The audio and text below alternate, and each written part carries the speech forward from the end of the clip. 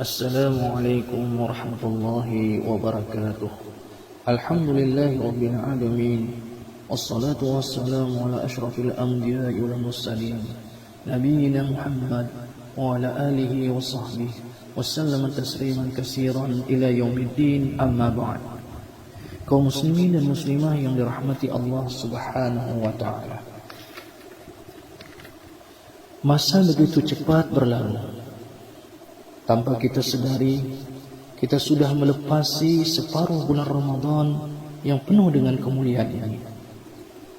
Kita berdoa kepada Allah Ta'ala agar Dia menganugerahkan kepada kita istiqamah, kesabaran dan kemudahan kepada kita, sehingga kita dapat menyempurnakan ibadah puasa ini dengan iman dan pengharapan kepadanya, dan meraih kemuliaan, keberkatan, manfaat-manfaat yang banyak, serta pahala yang besar di sisi Allah Subhanahu wa ta'ala.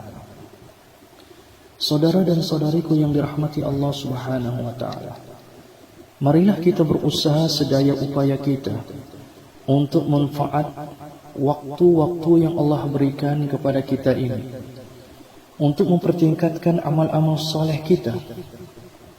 Kerana kita tidak banyak waktu lagi.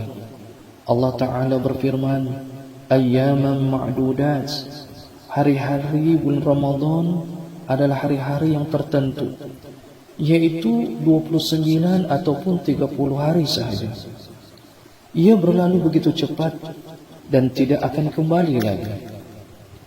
Oleh kerana itu, saudara dan saudariku yang dirahmati Allah Subhanahu wa ta'ala, Allah Ta'ala memerintahkan hamba-hambanya untuk bersegera melakukan amal-amal soleh yang merupakan sebaik-baik bekalan untuk bertemu dengan penciptanya, Allah Subhanahu wa ta'ala. Allah Ta'ala berfirman, wasari'u ila maghfiratin min rabbikum wa jannatin arduha as-samawati wal ard uiddat lil muttaqin. Dan bersegeralah kamu untuk mendapatkan maghfirah, ampunan dari Tuhan kamu, dan syurganya yang luasnya seluas langit dan bumi, yang telah disediakan untuk orang-orang yang bertakwa. Allah Subhanahu wa ta'ala juga berfirman, fastabiqul khairat, dan hendaklah kamu berlomba-lomba untuk melakukan kebaikan-kebaikan.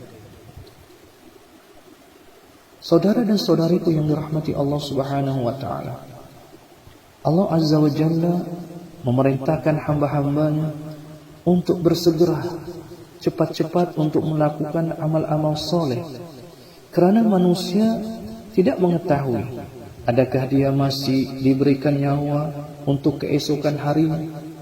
Allah Subhanahu wa ta'ala berfirman, وَمَا تَدْرِي نَفْسٌ مَاذَا تَكْسِبُ غَدًا وَمَا تَدْرِي نَفْسٌ بِأَيِّ أَرْضٍ تَمُوتُ إِنَّ اللَّهَ عَلِيمٌ خَبِيرٌ.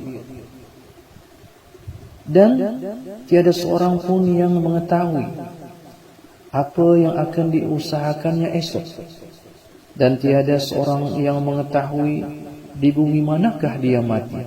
Sesungguhnya Allah Maha mengetahui lagi Maha mendalam pengetahuannya.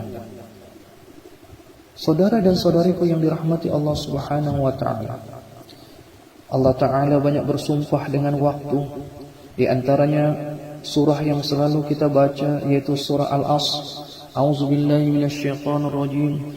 Bismillahirrahmanirrahim. Wal 'asr innal insana lafi khusr illa allazina amanu wa 'amilus shalihat watawasaw bil haqq watawasaw bis sabr. Demi masa, sesungguhnya manusia benar-benar dalam kerugian, kecuali orang-orang yang beriman, orang-orang yang beramal soleh, orang-orang yang berpesan-pesan dengan kebenaran, dan orang-orang yang berpesan-pesan dengan kesabaran. Ini menunjukkan betapa mahal dan pentingnya waktu itu. Rasulullah SAW menjelaskan betapa pentingnya waktu dan menasihati umatnya agar memanfaatkannya dan tidak menyia-nyiakannya. Baginda sallallahu alaihi wasallam menjelaskan juga bahawa setiap hamba akan ditanya tentang nikmat waktunya di hari kiamat kelak.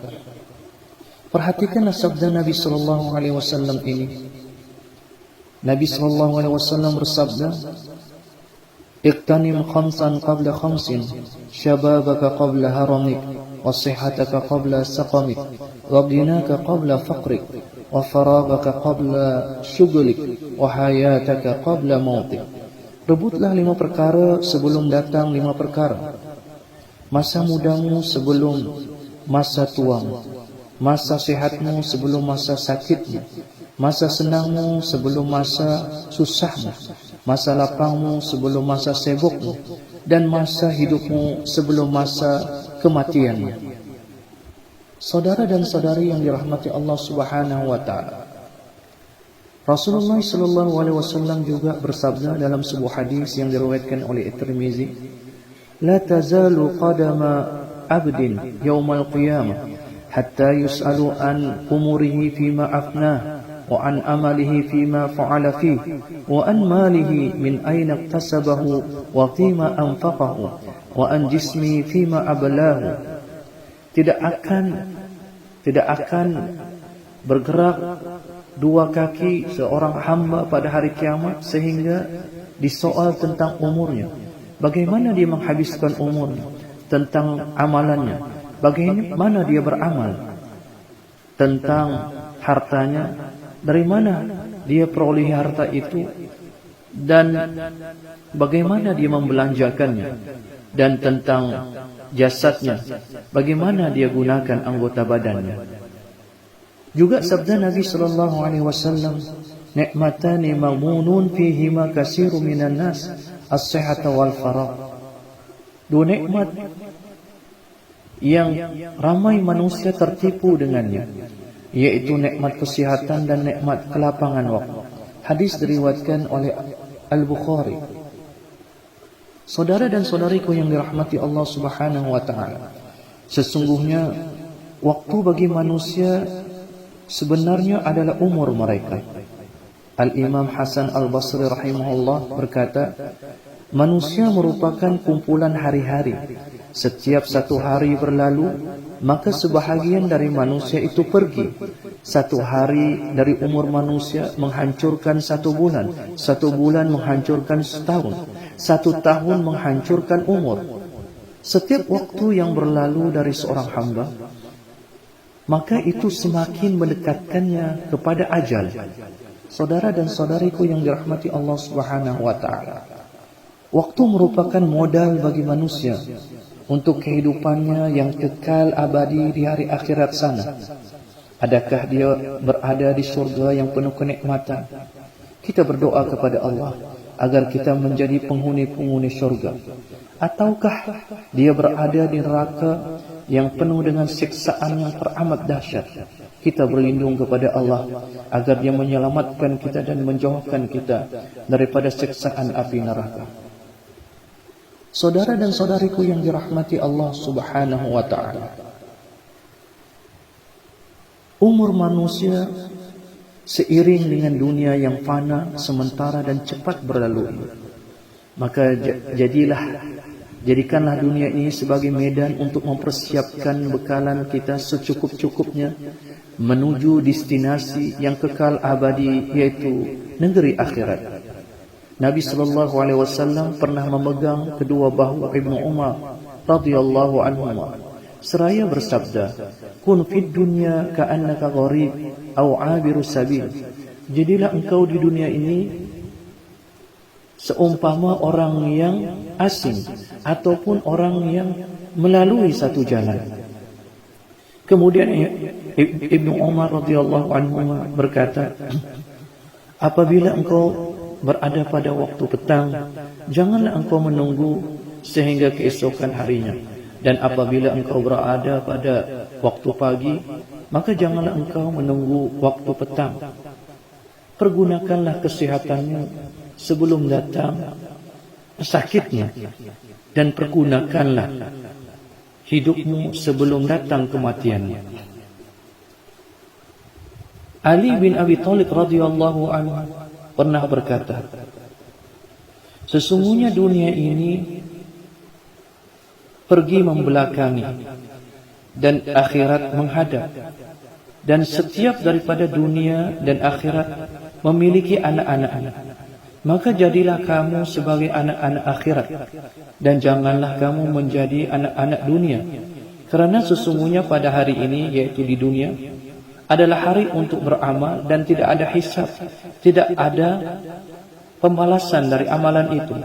Dan hari esok, yaitu akhirat, adalah hari untuk hisab, untuk menerima pembalasan, dan tidak ada lagi hari untuk beramal.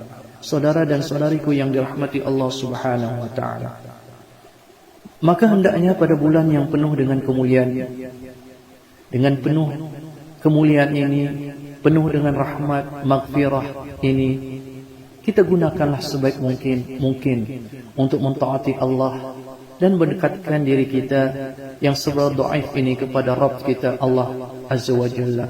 Nabi SAW bersabda dalam sebuah hadis yang diriwayatkan oleh Muslim, ihris ala ma yanfa'uk wasta'in billah wa la ta'jis. Bersungguh-sungguh engkau untuk mendapatkan perkara yang memberi faedah kepadamu, dan mintalah pertolongan kepada Allah, dan janganlah engkau merasa lemah. Saudara dan saudariku yang dirahmati Allah Subhanahu wa taala, akhirnya marilah kita berdoa kepada Allah Ta'ala, bertawakal sepenuhnya kepadanya, memohon kepadanya agar memberikan pertolongan kepada kita untuk terus istiqamah, bersemangat tinggi, sabar dalam menjalankan ketaatan kepada Allah Subhanahu wa Ta'ala, sehingga kita benar-benar menjadi hamba-hamba Allah yang mulia di dunia dan di hari akhirat. Allahumma a'inna ala zikrika wa syukrika wa husni ibadatik. Ya Allah, bantulah kami untuk mengingatimu, untuk bersyukur kepadamu, dan untuk memperelokkan ibadat kami kepadamu.